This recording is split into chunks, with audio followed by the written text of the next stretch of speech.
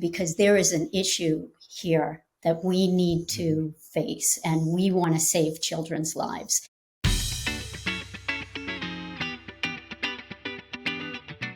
Hello, everybody. Welcome to today's show. My name is Jimmy. Thank you all so much for joining us today. Today, we're going to talk about parental grief and turning it into action, positive action.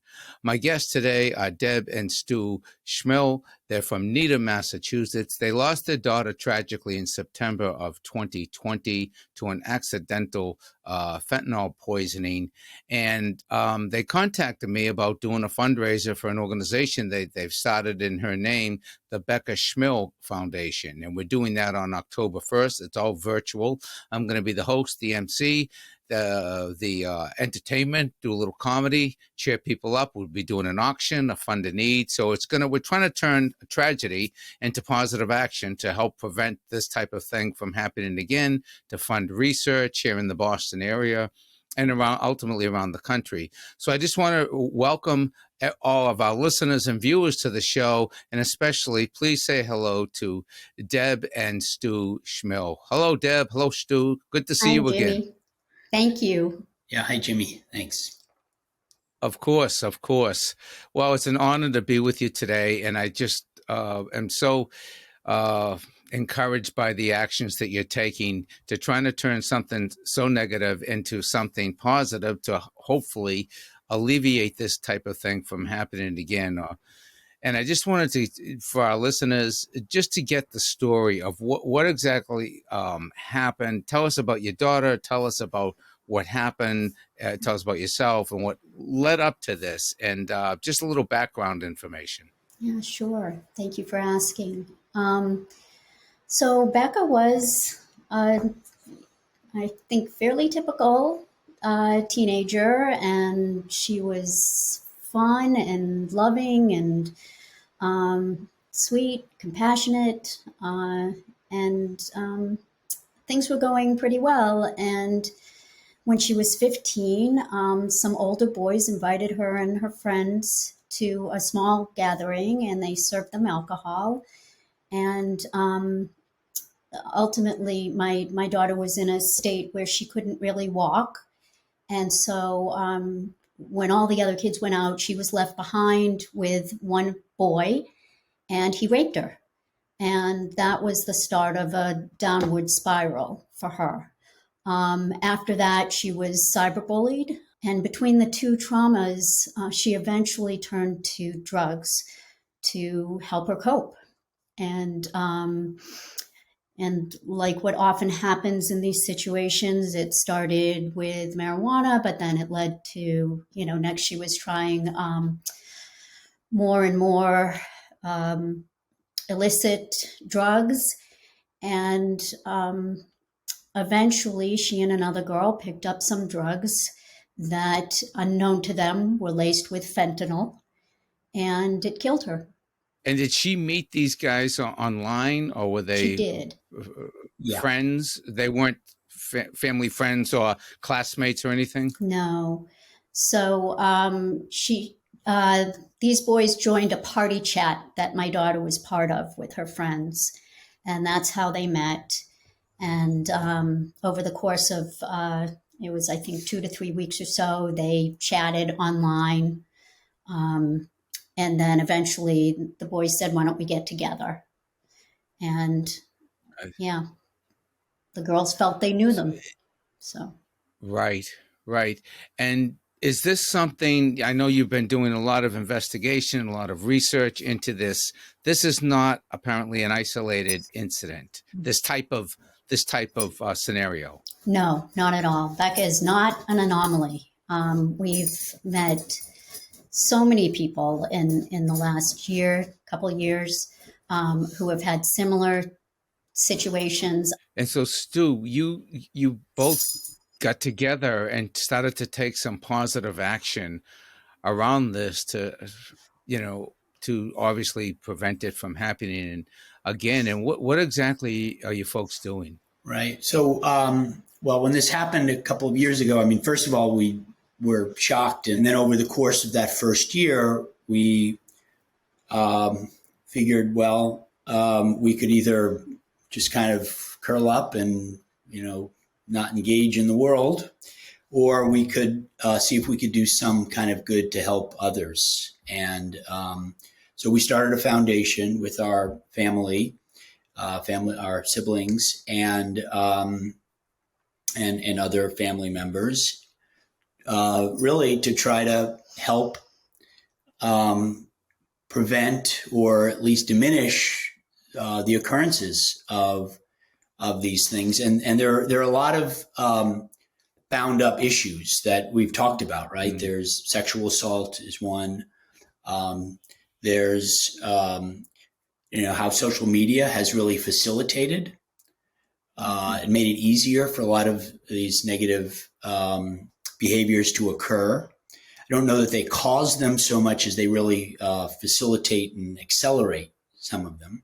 I know as we have been talking over the last couple of months, I've become familiar with what you're trying to do, but for the benefit of our listeners, the response has been pretty positive from others. I mean, obviously family members and friends, but also just from the general public. You were telling me that there's a huge need out there for more research, and tragically, so many people have been affected by this.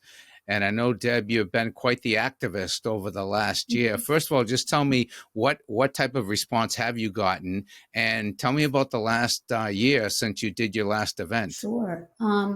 So we first fundraised for the Boston Medical Center Catalyst Clinic, which works with adolescents and young adults who are suffering from substance use disorders. And the response to that was just overwhelming. We doubled our goal, and we just were amazed by the response. And we learned that everyone is touched by this, but people are not talking about it, right? There are so many kids out there who are suffering, but we know that youth mental health issues were rising for a decade before the pandemic hit. And so kids were struggling. And when kids are struggling, there's a tendency to look to drugs to cope. It doesn't make them immoral. It doesn't make them, a bad person. They're struggling. They need help. And if we don't talk about this, then we can't get to the root of it and help kids. We decided we really wanted to, at least part of our focus to be getting people comfortable with talking about these issues. Mm-hmm. And that also means sexual assault. It means, as I said, drug use. It's talking very openly about the things that are going on in social media, sextortion. I could go on. There are so many new terms that have been created for the harms from social media. I never heard of that one before. Yep. Sextortion. Oh, yes. And since social media, you've got predators who are seeking out young people. They ask them to send them a nude photo. And once they do, that predator uses that photo to either get money from the child or sex or additional photos or things like that. There's this whole world out there on social media, and kids are being targeted, and so we need to be talking about it. So, Stu, I know you were talking about that you're trying to turn this grief into action, and the money that you're been raising is going to fund research with different organizations, more than one.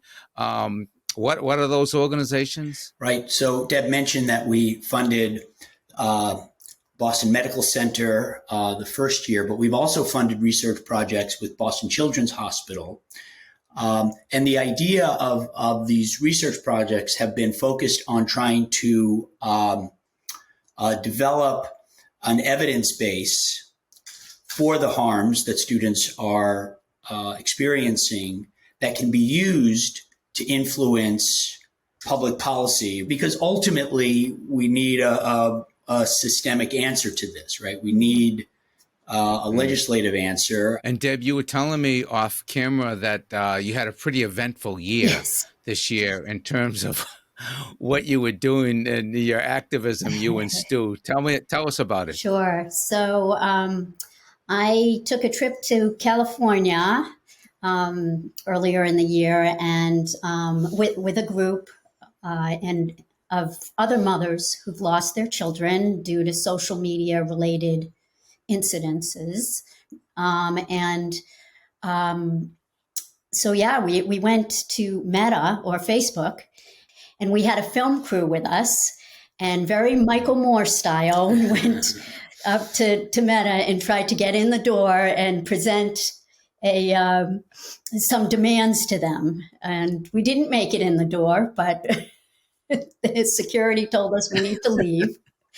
But it was certainly an interesting experience. And I've also had the opportunity to be part of the Drug Enforcement Agency's first family summit for people who have experienced overdose in their families. So was that national, that or was that just local, Massachusetts? No, that was in Washington, D.C., and they brought family members who've lost someone to overdose from all over the country to this summit in Washington, D.C., and we spent 2 days working on, just talking and listening and trying to figure out what is the best local approach, or actually approaches at every level, to prevention, and prevention meaning preventing kids from starting to use drugs, but also